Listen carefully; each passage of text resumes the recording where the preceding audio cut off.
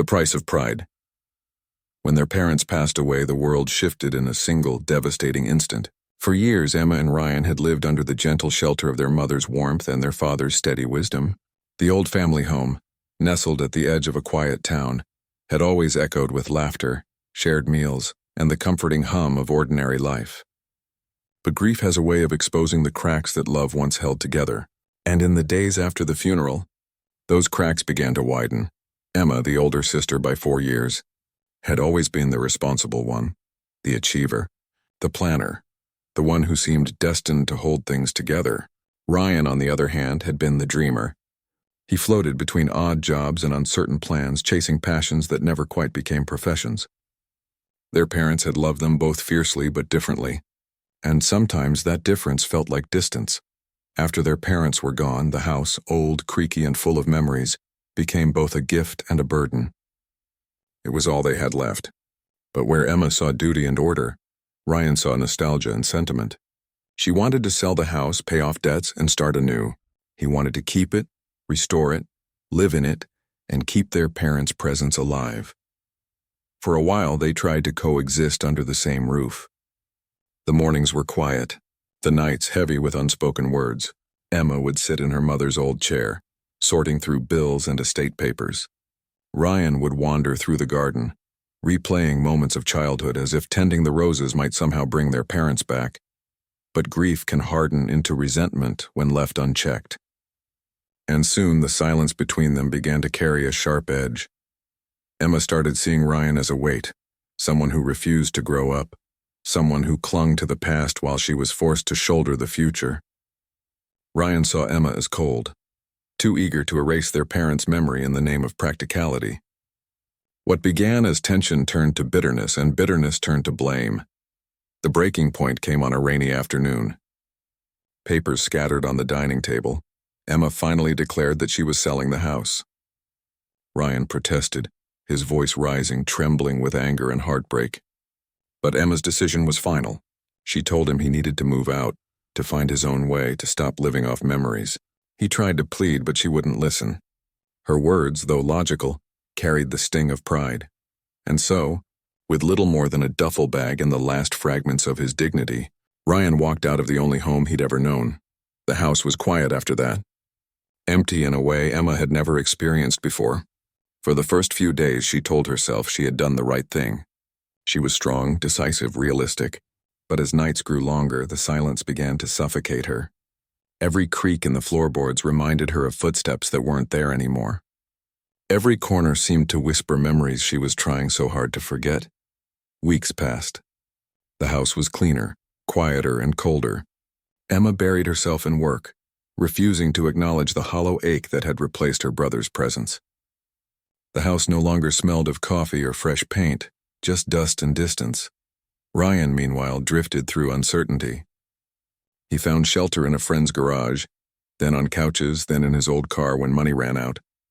He tried to find work, but his mind was cluttered with regret and loss. Pride kept him from calling Emma, and anger kept her from calling him. Two siblings, bound by blood yet divided by ego, both drowning in the same loneliness. Months turned into a year. Emma eventually sold the house. The day she handed over the keys, she stood in the empty living room looking at the faint outlines where family photos once hung. She remembered Christmas mornings, birthday candles, the sound of her father's laugh. For the first time in months, she allowed herself to cry, not just for her parents, but for the version of herself who thought she could handle it all alone. She moved to the city and bought a small apartment, clean, efficient, and soulless. She told herself she was starting fresh, but every night she'd glance at her phone, scrolling through contacts, pausing at Ryan's name, then locking the screen again.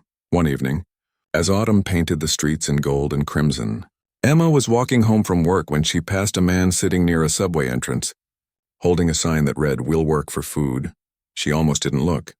But something about his posture, the curve of his shoulders, the messy hair, the quiet defeat, made her stop.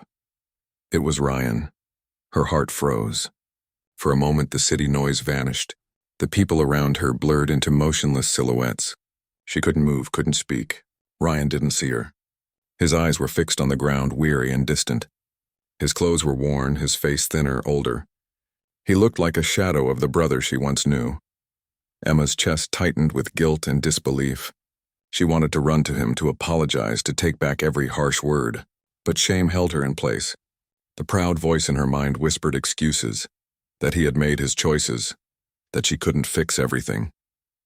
Yet the truth was undeniable. Her pride had cost her the only family she had left. She left that night without saying a word, but she couldn't sleep.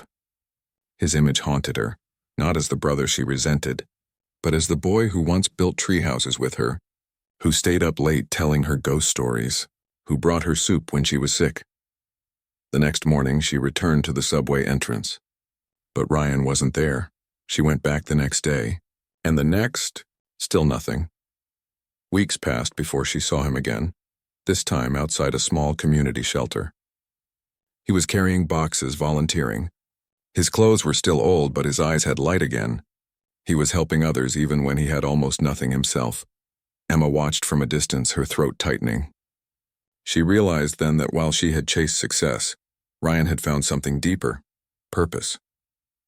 He had lost everything, yet he was rebuilding, one act of kindness at a time.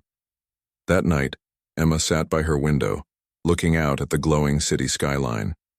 The apartment felt smaller than ever. She thought about all the years she had spent trying to control everything, to be perfect, to be right. And now she saw how wrong she had been. Pride had made her strong, but compassion would have made her whole. The next morning, she wrote a letter. No grand explanations, no justifications. Just an apology, honest, raw, and full of love. She didn't know where Ryan lived, but she left it at the shelter with his name on it, hoping it would find its way to him. Days later, she returned and saw a note posted near the front door.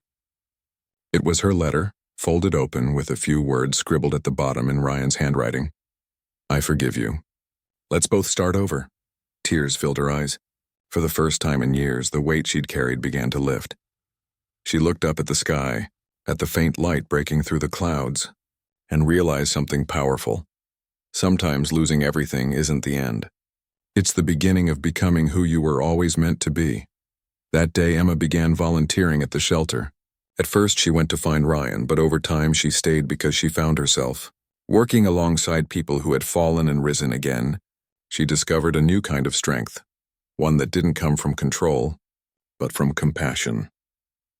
One evening, as the sun dipped below the horizon, Ryan arrived with a box of donated food. Their eyes met. No words were needed. They simply stood there side by side, sharing a quiet moment of forgiveness and understanding. The past couldn't be changed, but the future was theirs to rebuild. In that silence, the ghosts of their parents seemed to linger, proud, peaceful, watching their children finally heal. Sometimes, life teaches its hardest lessons through the ones we hurt the most. Emma had learned that love without humility becomes control, and control without love becomes loneliness.